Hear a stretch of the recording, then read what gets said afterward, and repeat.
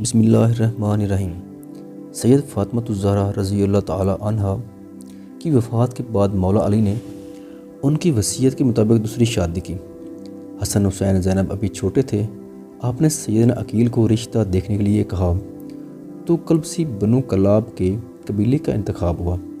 سیدنا علی کی خواہش تھی کہ کوئی ایسی خاتون ہو جو شجاعت، سخاوت اور اثار کی خصوصیت سے مالا مال ہو۔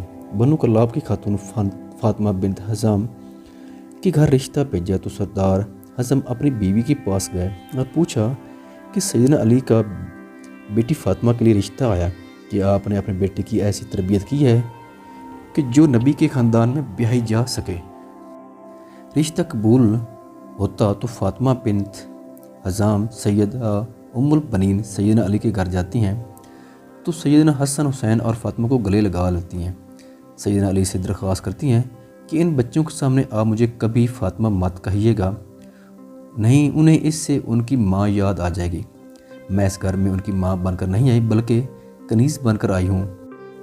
میرا یہ مقام نہیں کہ ان کی ماں کی جگہ لے سکوں۔ اس کے بعد آپ نے انہیں بیٹا نہیں کہا بلکہ ہمیشہ مولا کہتی رہیں۔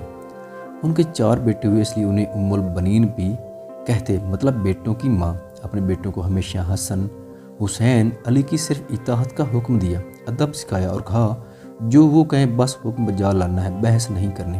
یہ اہل بیت ہیں، ہم ان کے نوکر ہیں۔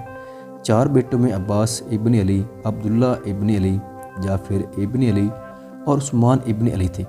سیدنا عباس علیہ السلام لشکر حسین کے سپہ سالار بھی رہے۔ شجاعت میں یہ ایک مقام رکھتے تھے، دونوں ہاتھ سے تلوار چلاتے تھے۔ جنگ صفین میں سیدنا علی نے ان کو بھیجا تو محمد بن حنفیہ کہتے کہ مولا آپ صرف عباس کو کیوں آگے بھیجتے ہیں؟ تو سیدنا عباس کہنے لگے حسن حسین میرے ابا کی آنکھیں ہیں اور میں ان کا بازو، اور بازو ہمیشہ آنکھوں کی حفاظت کرتے ہیں۔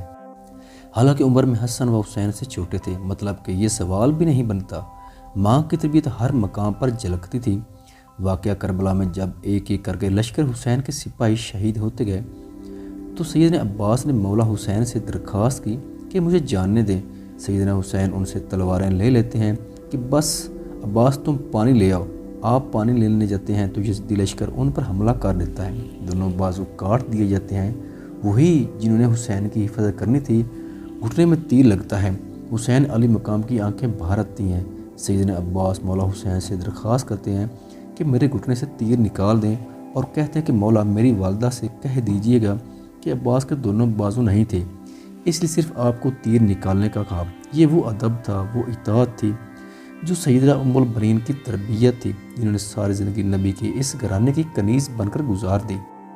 آپ کے 4 بیٹے اس جنگ میں شہید ہو گئے۔ علی کے 5 بیٹوں نے اس میں جام شہادت نوش کیا، جس میں 4 سیدہ ام البنین کے فرزندان تھے جو لشکر حسین کا نہ صرف حصہ بنے بلکہ امام علی مقام پر اپنی جان تک قربان کر دی اور ساری عمر کبھی زبان پر کوئی سوال نہ لائے۔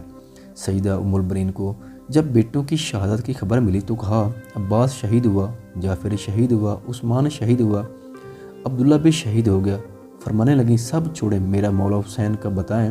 تو بتایا کہ وہ بھی شہید ہو گئے۔